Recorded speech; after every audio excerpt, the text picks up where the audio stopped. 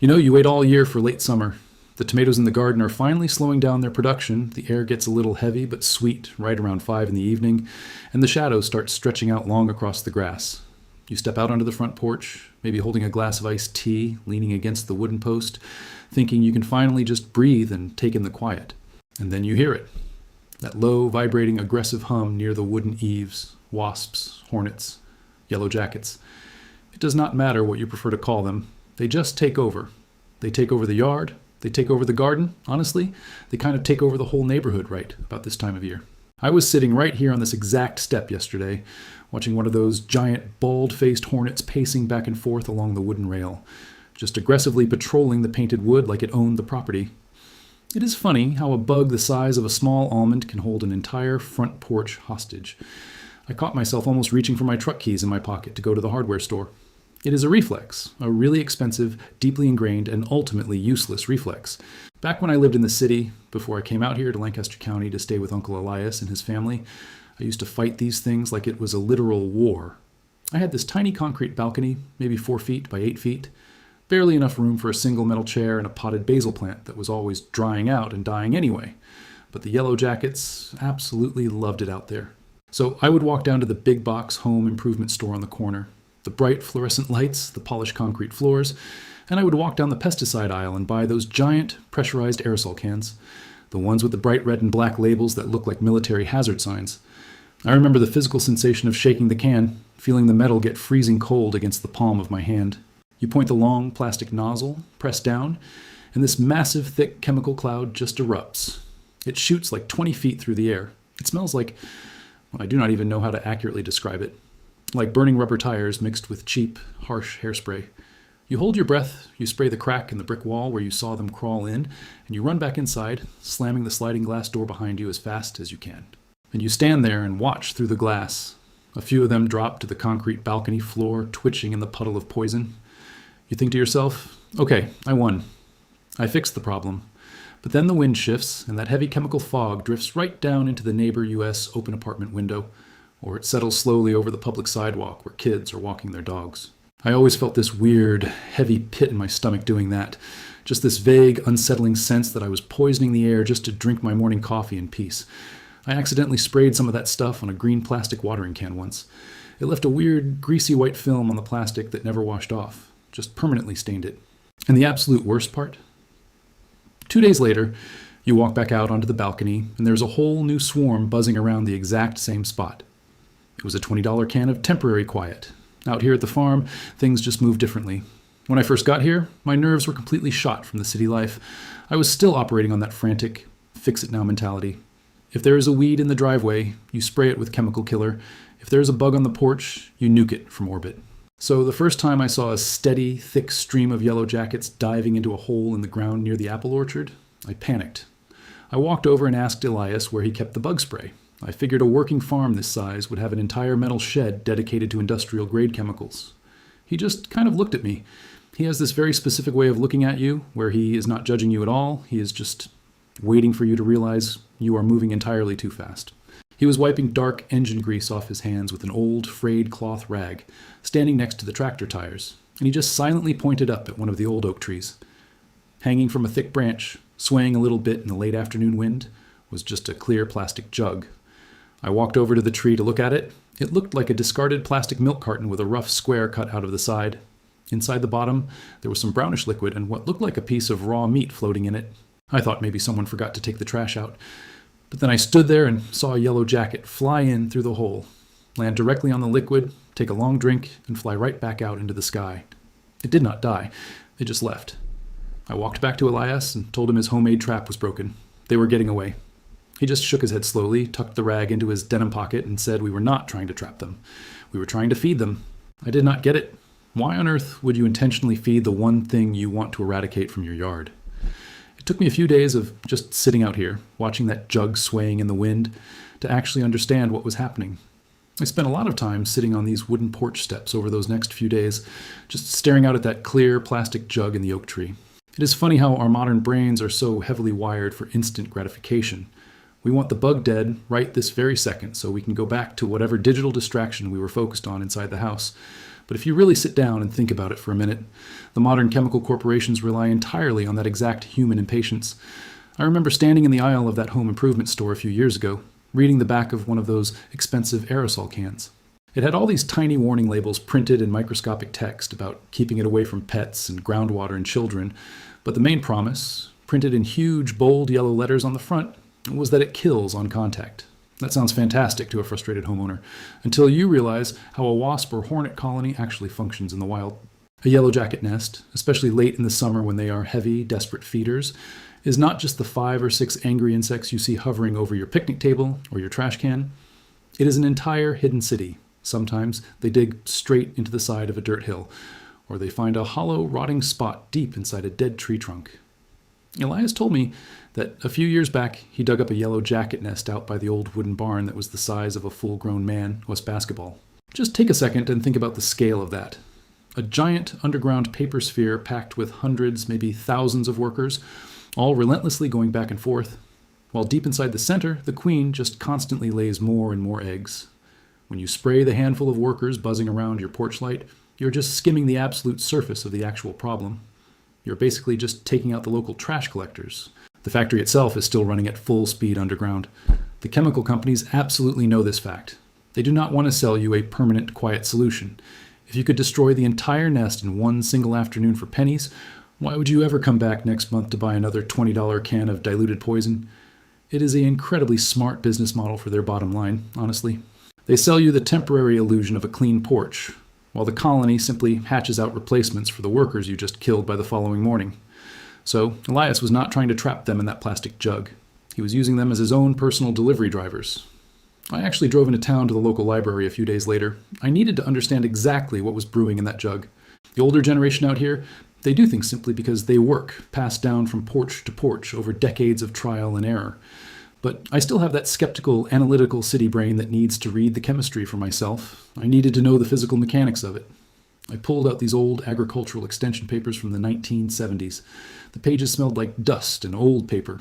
It turns out the secret is not some complex, patented synthetic formula engineered in a laboratory. It is just pure granular boric acid, 99.9% pure boric acid. Now, I have to be very clear about this specific part, because I actually messed this up myself at first. I was talking to the lady at the old hardware store downtown, and I almost bought a heavy cardboard box of common laundry borax, the stuff you use to scrub out heavy denim work clothes when you get mud on them. It is not the same thing at all. Borax might contain some trace elements of it, but if you use laundry soap, you're literally just giving the hornets a nice, sweet meal and sending them on their way with a completely full belly. You absolutely need the pure granular boric acid. I ended up just ordering it online because finding the pure stuff locally turned into a bit of a wild goose chase, going from store to store, and it is just easier when a small bag arrives in the gravel driveway a few days later. The reason it works is almost elegantly simple and a little bit ruthless. Boric acid is a stomach disruptor for these insects, but it works very, very slowly. That delay is the entire genius of the Amish system. If the acid killed them right there inside the plastic jug, it would just be another messy, useless trap. And a trap only holds so many dead bodies before it is completely full and you have to throw it away. Instead, the worker wasp flies in through the little cut window, drinks the sweet liquid mixed with the acid, and thinks it has just found the absolute jackpot.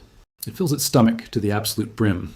Then it flies all the way back to that hidden basketball-sized nest underground. It regurgitates that exact liquid and feeds it directly to the growing larvae. It passes it to the other adult workers. Most importantly, it feeds it directly to the queen. I have to admit, I almost gave up on the whole concept. I sat out there on the porch for a good week, checking the jug every morning with my coffee, and I still saw a few yellow jackets buzzing around the rim. I was getting frustrated again. I almost walked over to Elias and told him his old-fashioned trick was a complete bust. I was ready to drive back to the store and buy the chemicals.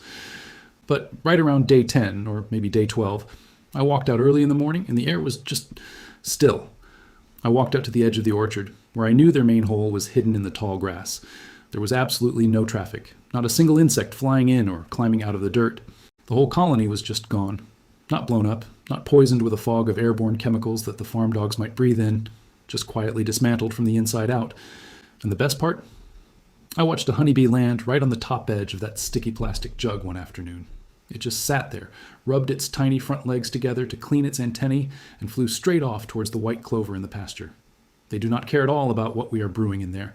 They only want flower nectar. It makes you realize that sometimes the most effective way to solve a complex problem is not to fight it head on with brute force, but to just step back and let the problem solve itself over time. I actually brought a few things out to the porch this morning to put another one of these together. The weather forecast says it is supposed to stay warm for at least another 2 weeks, so they are still out there foraging heavily for food. I have this empty plastic water jug.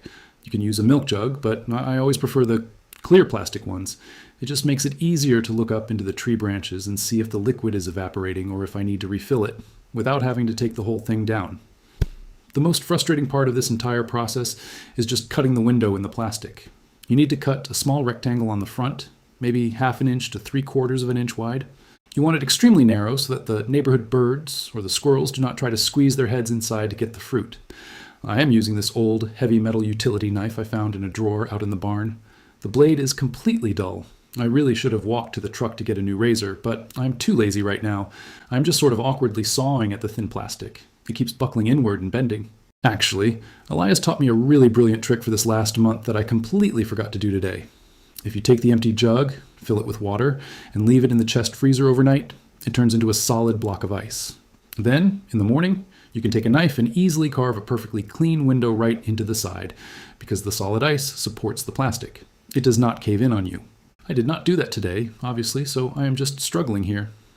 Okay, I finally got the jagged little window cut out. It looks terrible, the edges are all rough, but the insects are not going to care about the craftsmanship. Now we need the base mixture. I have my small bag of the 99.9% pure boric acid. I'm taking about 1/2 of 1 tablespoon. I am just trying to pinch it with my fingers and drop it down through the little window I just cut. The breeze is picking up slightly, so half of the fine white powder is just blowing away and dusting the wooden porch floorboards. That is fine. It will wash away when it rains.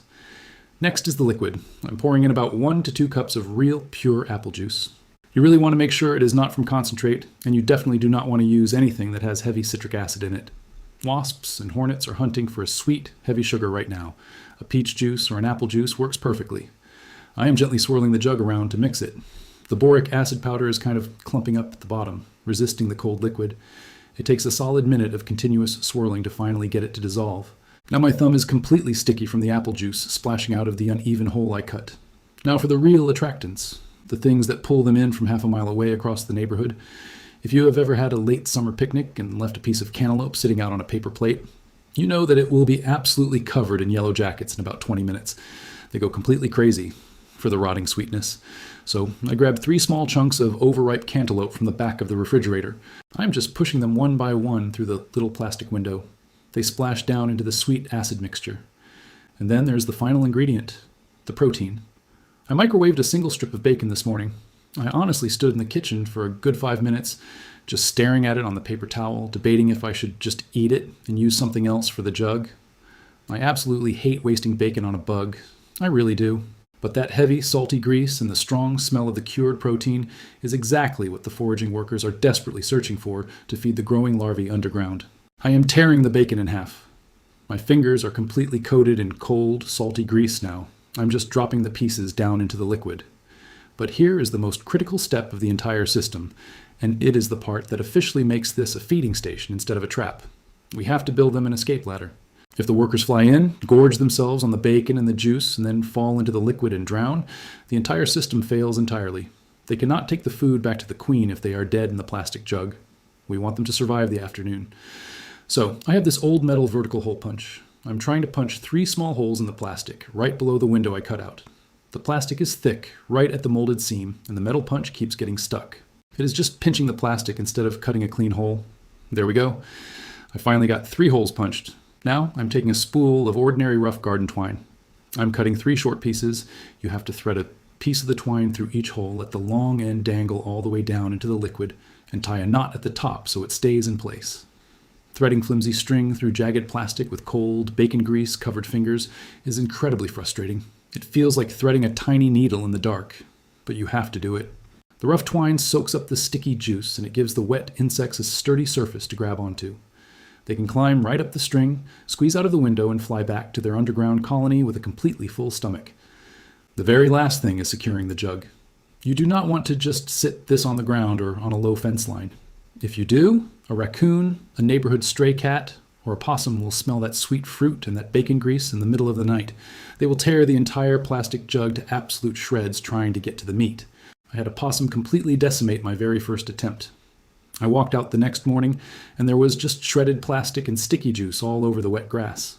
So, I'm taking a heavy-duty plastic zip tie and looping it tightly around the threaded neck of the jug. You pull it as tight as it will possibly go so the wind cannot rip it loose during a storm. You want to hang this from a high tree branch or a tall shepherd hook, something that is at least 6 feet up off the ground, completely out of reach of the nighttime wildlife.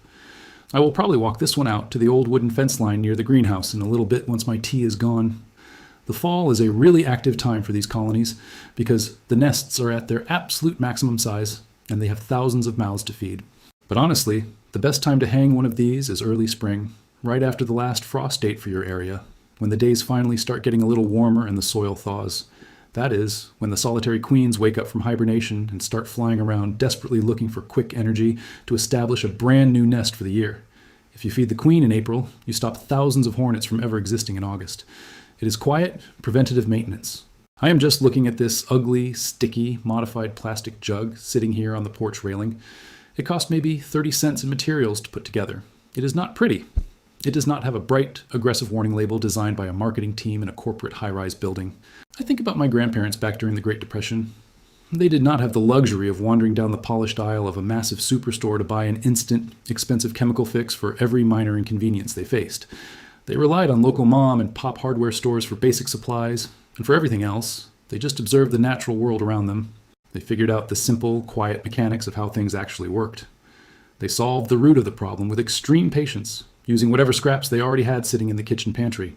It makes you wonder how much of that quiet, practical wisdom we have willingly traded away just for the illusion of a quick fix. We are so conditioned to pay massive, faceless chemical corporations for loud, aggressive, temporary solutions, when the actual answer to the problem is just a piece of overripe fruit, a little bit of rough string, and the patience to step back and let nature quietly dismantle itself. I do not know. I guess I am just going to go inside, wash this sticky bacon grease off my hands with some dish soap, and see if I can find a sturdy, high branch out by the greenhouse.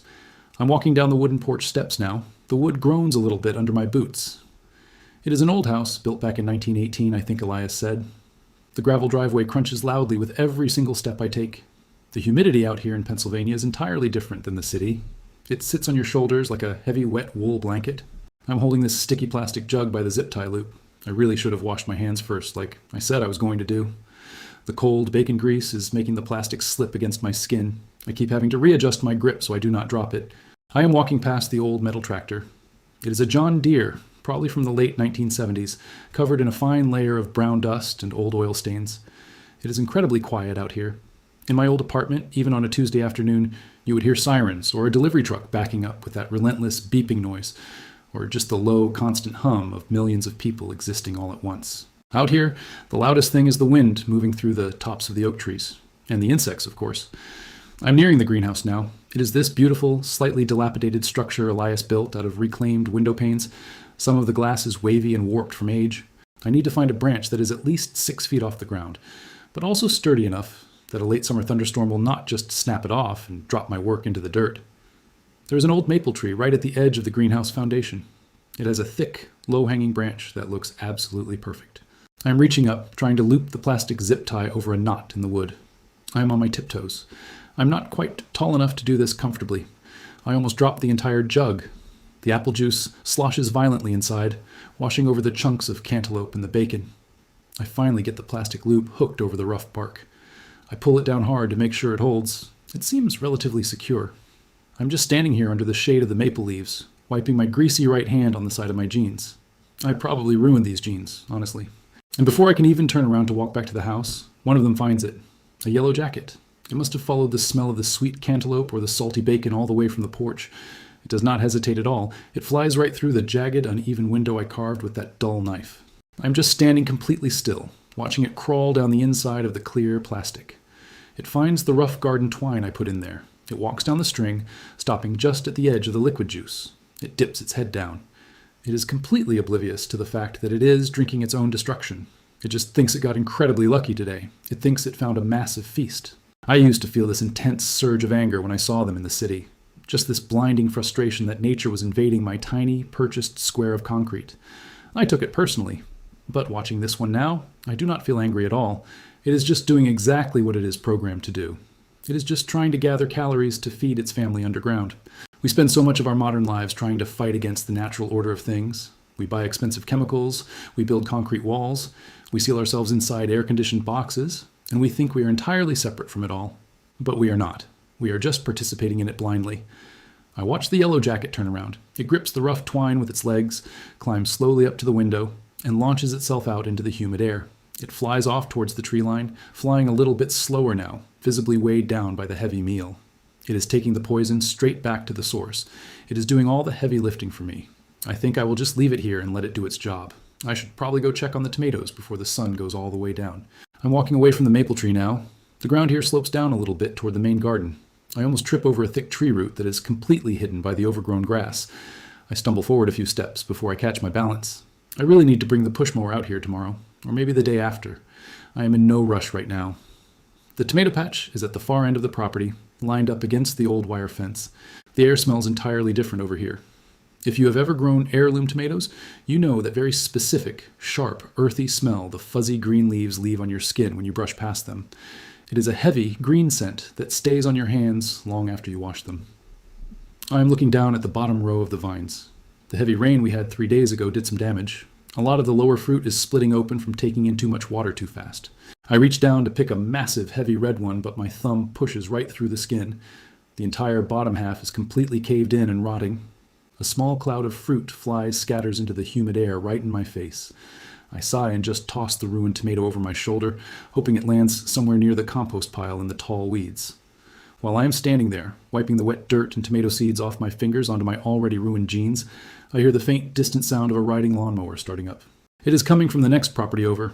The Miller family lives about a quarter of a mile down the dirt road. I wonder if they are still driving into town to buy those expensive chemical sprays for their porch. I remember reading in those old agricultural papers that a single yellow jacket worker will easily fly up to a full mile away from its nest just to find a reliable food source. By feeding that one queen over here in our maple tree, we are probably quietly clearing out the Miller's yard too, and the house beyond theirs. They will just wake up one morning next week, sit on their concrete patio with their coffee, and realize the wasps are simply gone. They will probably just assume the changing autumn weather finally killed them off. They will never know it was actually just a piece of old rotting cantaloupe and some powdered acid hanging in a plastic water jug a mile away that solved their problem for them.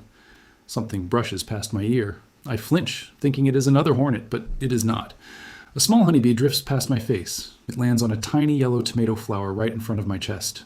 Its legs are completely covered in thick yellow pollen dust. It does not care at all about the bacon grease or the sweet juice rotting in the jug up the hill.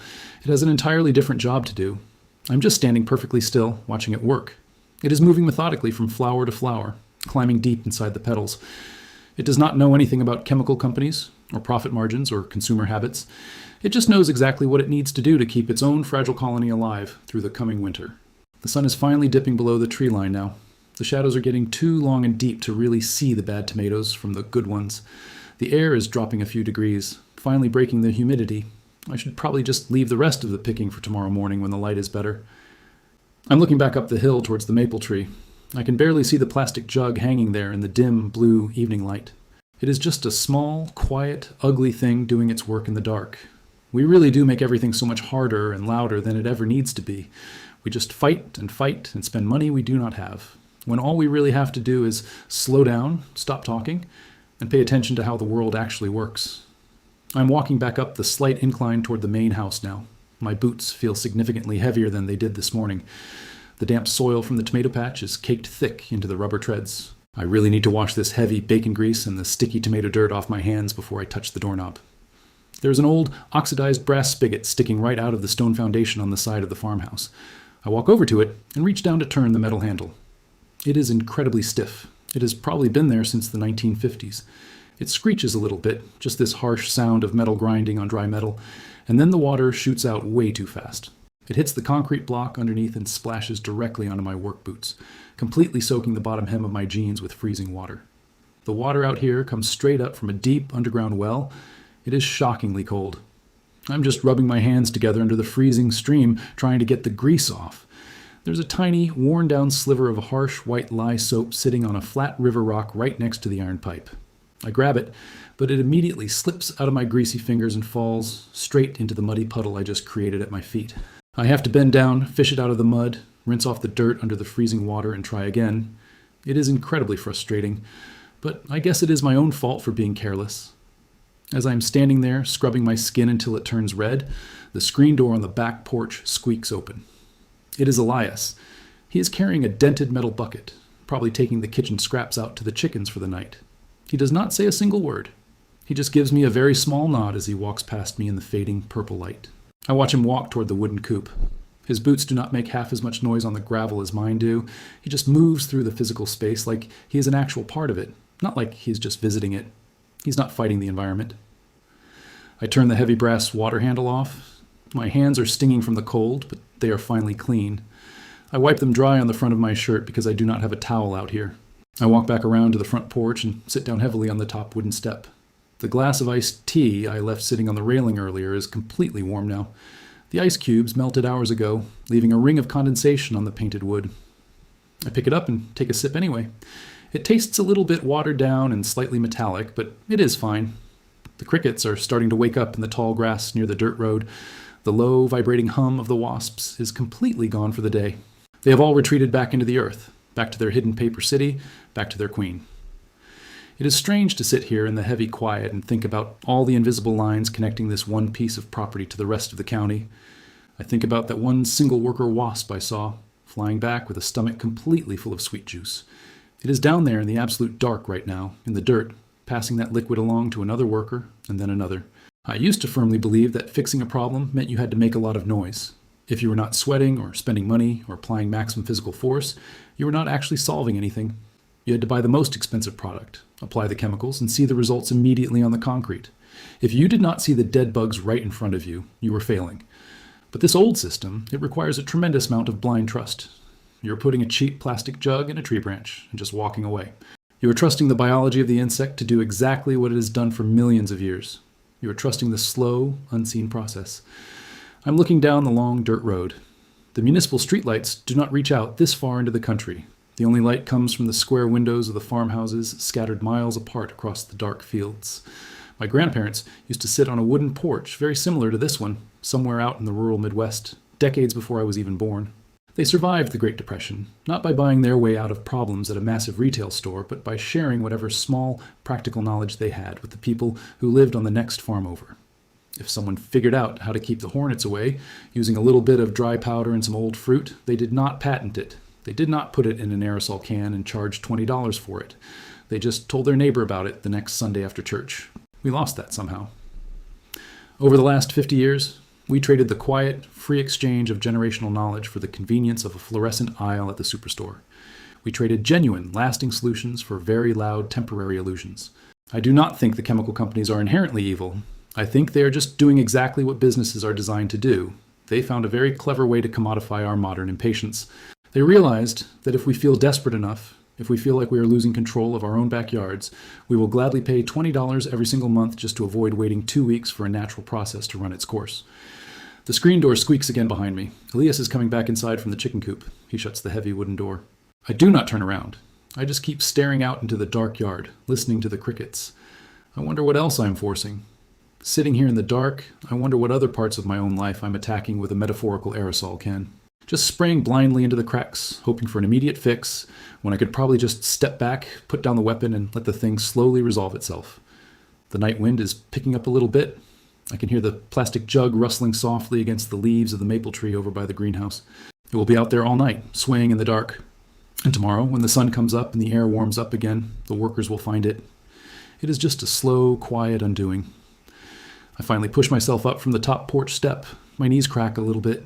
It is getting late, probably pushing past 9 o'clock, and the wood of the step has gone completely cold under my jeans.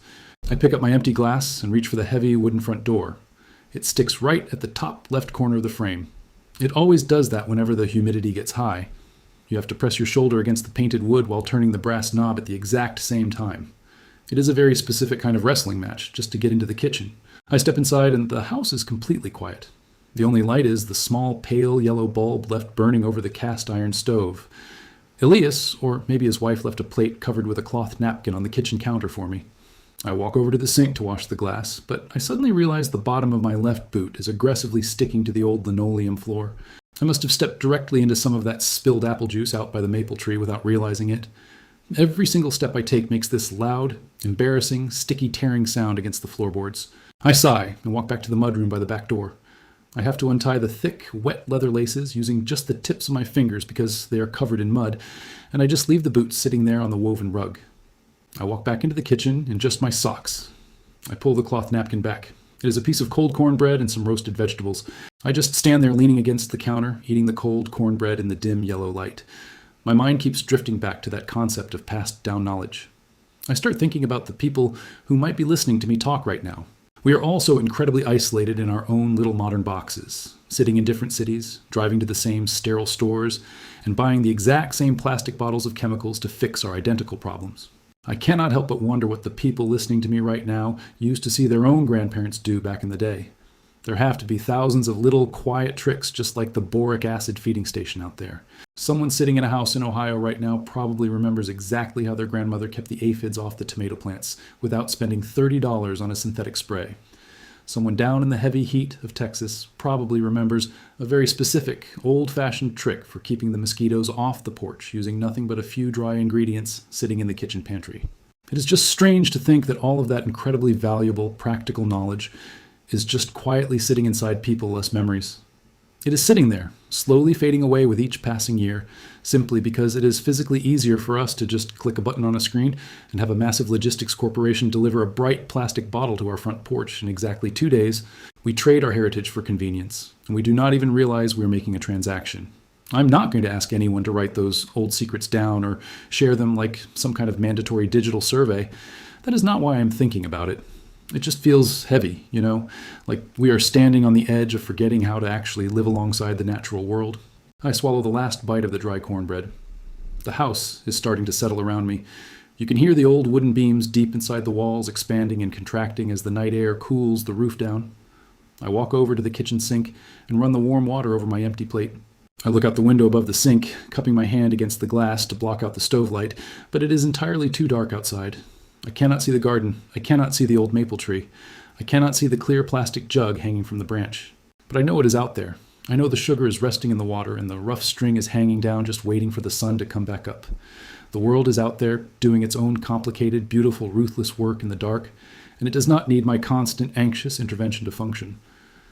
I turn the brass faucet off. I dry my hands on the dish towel hanging from the oven door. I reach over and click off the pale yellow stove light, plunging the kitchen into total darkness.